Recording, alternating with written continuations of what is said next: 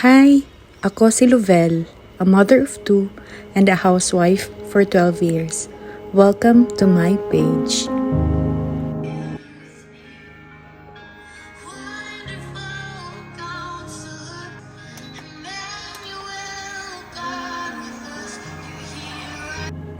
Today, I just want to share how I started my 2026. Yes, it's already February. Medyo late na yun nga topic. But I still want to share this to you. Basig na kay makatunan ani. When 2026 started, I didn't begin by listing my goals. I didn't ask God to bless my plans. Instead, I started the year by asking Him a question. Lord, unsa man imong gusto ipabuhat sa ako ani nga tuig, nga muhatag sa imuha o glory.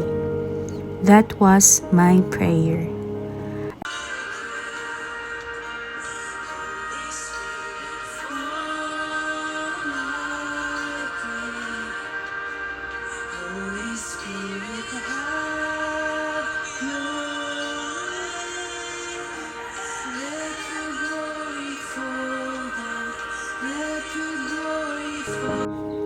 I realize nga dili tanan good ideas kay God's will.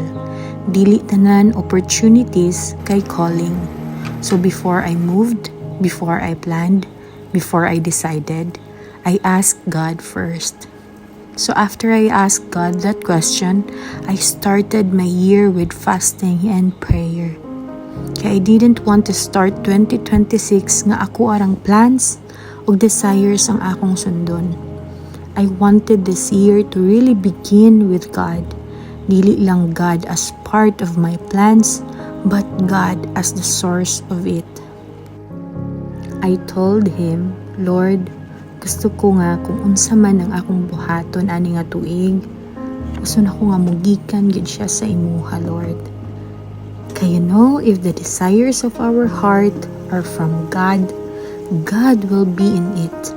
And God will be with it. Mura basyag, ingan ani nga prayer. Lord, if you're not in it, I don't want to do it. Bisag unsa pa na kanindot, Lord, ang akong buhaton, ang opportunities nga naa. Kung wala ka ani, Lord, kung dili nigikan sa imong opportunity, Lord, I don't want it. And I was reminded of that moment in the Bible. Katong si Moses niingon sa Ginoo nga dili sila modayon sa journey kung dili mo uban ang presensya ni Lord. Dili niya gusto ang destination kung wala ang Ginoo. He would rather stay than move without Him. And honestly, that's also the posture of my heart this 2026.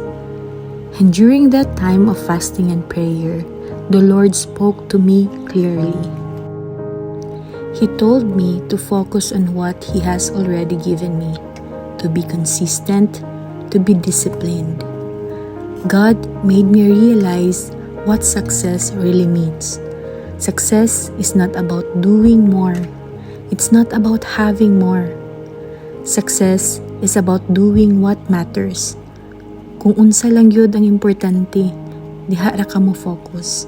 So namalandong ko, I ask myself, unsa di ay ang mga gikuman ni Lord sa ako ang dapat na kong buhaton, ahanay ko niya gibutang karon.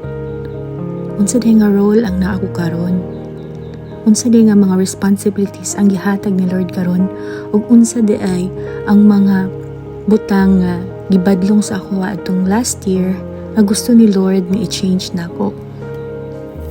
Unsa di ay ang naa na sa ako ang plate karon, diha ra ko mo focus. And one thing God reminded me of is this: God is not rushing, we are. So this year, I decided to slow down with God.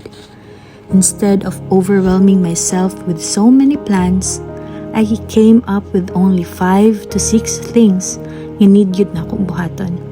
No extras, no unnecessary pressure.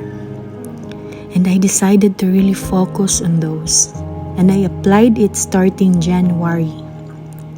And honestly, it made me feel more relaxed, more intentional, more purposeful, and I felt fulfilled. And more than that, I felt closer to God. Because when you focus on what God has entrusted to you now, you realize you're already walking in His will. So if you want to have a purposeful 2026, start it with God. Ask Him what He wants you to do this 2026. Unsay gusto niya ipabuhat sa imo nga muhatag og glory sa iyang pangalan. And when He answers, do it with faith. Dili kinahanglang klaro tanan. Dili kinahanglan perfect ang imong plano. Obedience always comes before clarity. Do it even if it's small. Do it even if it's quiet. Do it even if walay makakita. Because when God is the one who sends you, He will also be the one who sustains you. So as I walk through 2026, this remains my prayer. Lord, wherever you lead me, I will go. But if you're not in it, I'm okay with waiting. This is how I started my 2026, with surrender, with obedience, with God.